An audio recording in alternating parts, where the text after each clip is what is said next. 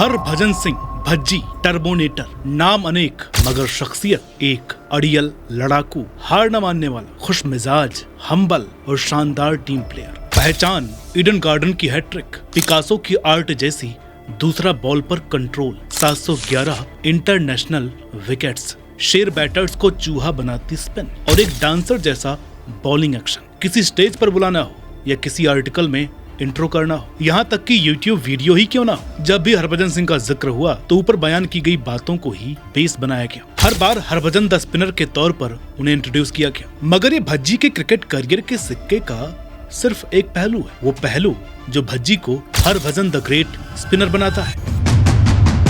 मगर जब भी सिक्का उछलता है तो हर बार वो दूसरा पहलू छुप जाता है, जिस पर हरभजन द ऑलराउंडर लिखा हुआ है। भज्जी के क्रिकेट करियर का ये हिस्सा अक्सर उनकी विकेट की कहानियों में कहीं छुप जाता है। इसलिए जब क्रिकमैन की नजर इस पहलू पर पड़ी तो हमारी पूरी टीम ने वक्त निकाला और साल दर साल भज्जी के बैट से किए गए योगदान की स्टडी की, जिसके बाद हमें एक बहुत ही शॉकिंग स्टैट मिला। वो स्टैट जिसके मुताबिक भज्जी ने अपने 18 साल लंबे इंटरनेशनल करियर में जो कुल 3500 रन बनाए थे, उसके 36.6% रन उन्होंने सिर्फ 3 सालों में बनाए। इतना ही नहीं, 9 इंटरनेशनल 50s में से 6 और दोनों की दोनों सेंचुरीज भी उन्हीं दिनों में आई थी। अब सवाल यही है कि वो कौन से वो 3 साल हैं जब भज्जी ने बॉल के साथ साथ बैट से भी कमाल किया। तो चलिए क्रिकमाइंड के सच्चे फैंस के लिए शुरू की गई सीरीज ब्लास्ट फ्रॉम पास्ट के 5वें एपिसोड में भज्जी और इंडियन क्रिकेट के उन 3 सालों की कहानी को दोहराते हैं जब हरभजन द टर्बोनेटर से द टर्बो बैटर बन गए थे। साथ ही इस वीडियो के अंत में हम भज्जी के बैट से निकले उन 2 छक्कों की भी बात करेंगे जो उनके इंटरनेशनल क्रिकेट में लगाए गए 79 छक्कों पर भी भारी है। तो क्रिकेट के जो भी सच्चे फैन हैं वो इस वीडियो को अंत तक जरूर देखेंगे और गवाह बनेंगे एक ग्रेट स्पिनर के सबसे डिफरेंट पहलू के। नमस्कार, मेरा नाम है अनुराग सूर्यवंशी और आप देख रहे हैं क्रिकमाइंड। वीडियो शुरू करने से पहले आप लोगों से एक रिक्वेस्ट है कि आप इस वीडियो को हाइप जरूर कीजिए ताकि ये वीडियो ज्यादा से ज्यादा लोगों तक पहुंच सके। आपको कमेंट सेक्शन में जाना है, स्लाइड करना है, वहां पर आपको हाइप का बटन मिलेगा, वहां से आप इस वीडियो को हाइप दे सकते हैं। तो दोस्तों, बात थी साल 2007 के आखिर की। इंडियन क्रिकेट में ऑलराउंडर्स को लेकर एक अलग सा पैनिक मचा हुआ था। तब IPL था नहीं और न ही डोमेस्टिक में आज के सुंदर, जडेजा, अक्षर, अश्विन, नीतीश, वेंकटेश, शिवम या पांड्या थे। तो बस घबराहट थी टीम के बैलेंस्ड नहीं होने की। इसी वजह से 21वीं शताब्दी की शुरुआत से JP यादव, वेणुगोपाल राव, इरफान पठान, जोगिंदर शर्मा, रमेश पवार जैसे दर्जनों भर बॉलिंग ऑलराउंडर्स को ट्राई किया गया, मगर इरफान की थोड़ी सी कामयाबी दरकिनार करें तो बाकी सभी एक्सपेरिमेंट्स बुरी तरीके से फ्लॉप रहे। उधर दूसरी तरफ हमेशा स्पिन ऑप्शन में सेकंड नंबर पर गिने जाने वाले हरभजन सिंह अनिल कुंबले के करियर के आखिरी दिनों में प्राइम स्पिनर बनने पर कॉन्फिडेंट होते जा रहे थे। हरभजन को द बेस्ट इंडियन स्पिनर की गद्दी मिलने पर क्रिटिक्स काफी पॉजिटिव थे। उनका मानना था कि अब स्पिन में फ्रंट से लीड करने की जिम्मेदारी भज्जी का कॉन्फिडेंस और बढ़ा देगी। वैसे क्रिटिक्स की बात सही साबित भी हुई, मगर एक दूसरे पहलू में दरअसल भज्जी का गेम निखरा, मगर सिर्फ बॉलिंग में नहीं, बैटिंग में भी। जी हाँ दोस्तों, आपने सही समझा। साल 2008 से लेकर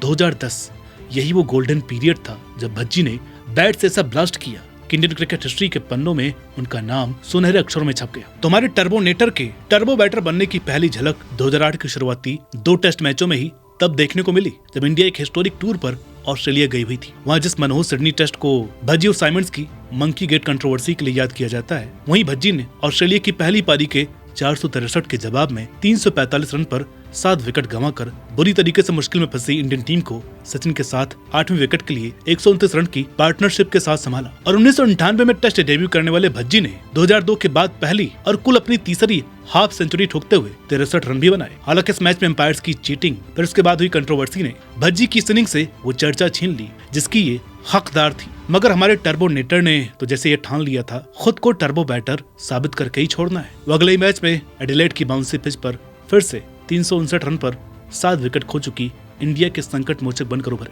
8वें विकेट के लिए कुंबले के साथ 107 रन की पार्टनरशिप करके 63 पर आउट हुए। हरभजन की इनिंग इंडिया को 526 के टोटल तक ले गई। भज्जी के 63 रन टेस्ट में आगे चलकर इतने क्रूशियल साबित हुए कि टेस्ट ड्रॉ होने का मेन रीजन भी रहे। हरभजन के एडिलेड वाली मैच्योर हाफ सेंचुरी इस बात का सबूत थी कि सिडनी टेस्ट में लगी 50 कोई फ्लूक नहीं थी। हालांकि ऑस्ट्रेलिया से निकलते ही इस असरदार सरदार की शानदार बैटिंग फॉर्म पर स्टेन नाम का ऐसा ग्रहण लगा कि अगली 4 पारियों में भज्जी सिर्फ 11 रन ही बना सके और चारों बार स्टेन गन का शिकार हुए। जी हाँ, डेल स्टेन। यहाँ से भज्जी के बैटिंग कॉन्फिडेंस को ऐसा झटका लगा जिसका असर श्रीलंका टूर तक चला।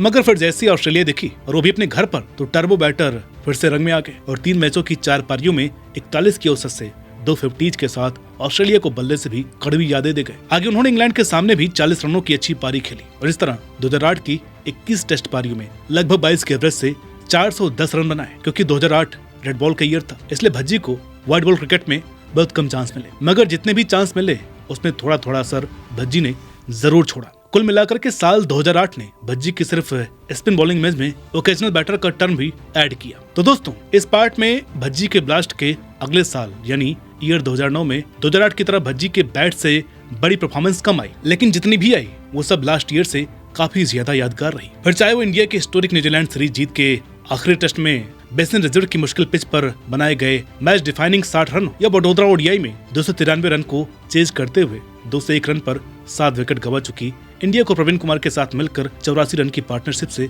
285 तक पहुंचाना। हरभजन ने साल 2009 में जब भी बैट थामा एक उम्मीद दी, खासकर जिस वडोदरा वाले ओडीआई का जिक्र हमने यहाँ पर किया है, उसमें 4 चौकों और 3 छक्कों के साथ सिर्फ 31 बॉल्स में 49 रन बनाकर भज्जी जब तक खेल रहे थे मैच इंडिया का लग रहा था। टर्बोनेटर की इस इनिंग का असर ये था कि जब सीरीज के चौथे मैच में मोहाली में सेम सिनेरियो बना और भज्जी ने 31 रन की इनिंग शुरू की, तो मुझ जैसे कई क्रिकेट फैंस को भरोसा था कि वडोदरा का बदला मोहाली में लिया जाएगा। हालांकि भज्जी फिर मैच अधूरा छोड़ करके ही आउट हो गए। मगर साल 2009 का एंड आते आते भज्जी अब बैटिंग में भी भरोसे का दूसरा नाम हो गए थे।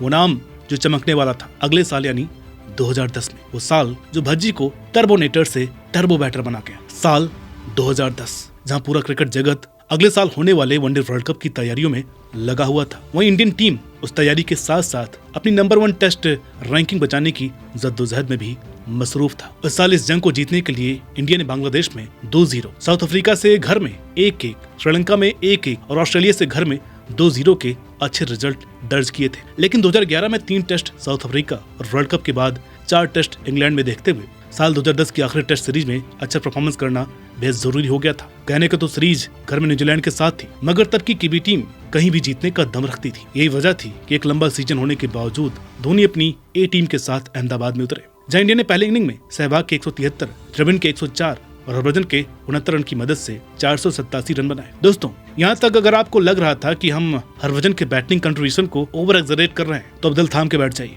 क्योंकि अगले कुछ मिनट में भज्जी के बैट के वो हमले सामने आने वाले हैं जिसने इंडियन फैंस का दिल जीता तो विरोधी टीम को दहला के रख दिया। असल में हुआ ये कि इंडिया के 487 के जवाब में न्यूजीलैंड ने 459 रन बनाकर मैच को टेस्ट क्रिकेट के तराजू पर लगभग बैलेंस कर दिया। फिर जब चौथे दिन का अंत हुआ तो इंडिया का स्कोर 40 ओवर में सिर्फ 82 था। यहाँ सबसे बड़ा झटका ये था कि इन 82 रनों को बनाने के लिए इंडिया ने अपने पूरे 6 बैटर खो दिए थे, यानी क्रीज पर लक्ष्मण के साथ हरभजन थे। अब इंडिया की हार लगभग तय थी, क्योंकि इस जोड़ी के बाद मौजूद जहीर, प्रज्ञान, श्रीसंत से लड़ाई की कोई खास उम्मीद नहीं थी। और आप यकीन नहीं मानेंगे कि 5वें दिन हुआ भी कुछ ऐसा ही। इन तीनों ने अपनी बैटिंग आने पर कुल मिला करके 13 रन ही बनाए। मगर यहाँ बस ट्विस्ट ये था कि जब लक्ष्मण 91 पर आउट हुए तो इंडिया 228 पर था, क्योंकि दूसरी तरफ हरभजन ने न सिर्फ 5वें दिन के मुश्किल पिच पर विकेट बचाया, बल्कि लगभग 60 के स्ट्राइक से रन भी बनाए। साफ साफ कहें तो सरोज भज्जी कीवी की जीत के बीच में दीवार बन गए और जब 193 लंबी पारी में 11 चौकों और 3 छक्कों के साथ 115 रन बनाकर के आउट हुए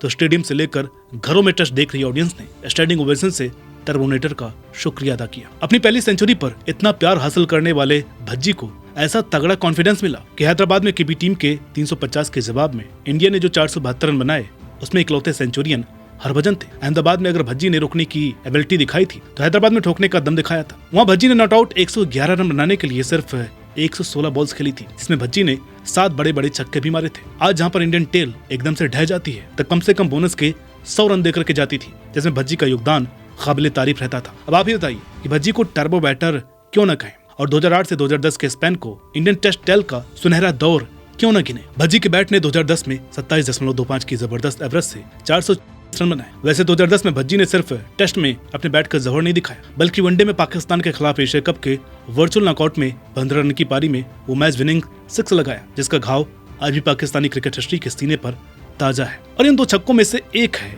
जिसने इंडिया की वनडे हिस्ट्री की तस्वीर बदलने की नींव रखी, क्योंकि इस मैच से ये साबित हुआ कि जब तक मैच खत्म नहीं होता इंडिया हारती नहीं है। इस तरीके से 2011 में साउथ अफ्रीका के तीसरे मैच में भी हरभजन ने यूसुफ की शानदार 50 के बाद लास्ट मोमेंट पर स्टेन को मैच जिताने वाला वो यादगार छक्का मारा था, जिसके बाद ही इंडियन फैंस और इंडियन टीम में 2011 वर्ल्ड कप जीतने की उम्मीद जगी थी। 2010 साल भज्जी का वही सुनहरा दौर था जब उन्होंने आईपीएल में भी बैट से कमाल दिखाया और एक मैच तो सिंगल हैंडेडली मुंबई को जिताया था। बाद दरअसल आईपीएल के थर्ड एडिशन के 25वें मैच की है, तब हैदराबाद की डेक्कन चार्जर्स के सामने 15वें ओवर तक मुंबई का स्कोर 7 विकेट पर 119 रन था। यहाँ से हरभजन द टर्बो बैटर ने मोर्चा संभाला और डेक्कन चार्जर्स पर चार्ज लेते हुए 18 बॉल्स में मैच डिफाइनिंग 49 रन ठोक डाले। ये इनिंग थी जिसने पूरे वर्ल्ड को ये सोचने पर मजबूर कर दिया कि हरभजन सिंह सिर्फ एक स्पिनर नहीं बल्कि एक अच्छे बैटर भी हैं। तो दोस्तों, भज्जी ने 2008 से 2010 के दौरान अपने टेस्ट क्रिकेट करियर के 43%, वनडे के 20% और T20 क्रिकेट के 70% रन बनाए। भज्जी ने इन सालों में 1306 रन बनाकर अपनी करियर की बैटिंग एवरेज को संभाला, अपने बॉलर के टैग को रिडिफाइन किया। आज भले ही हम भज्जी के बैट की बात बहुत कम करते हैं, लेकिन जब भी हिस्ट्री को बारीकी से बीना जाएगा तो हर बार हरभजन के बैट का कंट्रीब्यूशन उतना ही सामने आएगा जितना कि 2011 तक लोअर ऑर्डर में धोनी या रैना का था। इसलिए ही हम ये कहते हैं कि जब भी हरभजन सिंह सुनिए तो टर्बोनेटर नहीं, द टर्बो बैटर कहिए।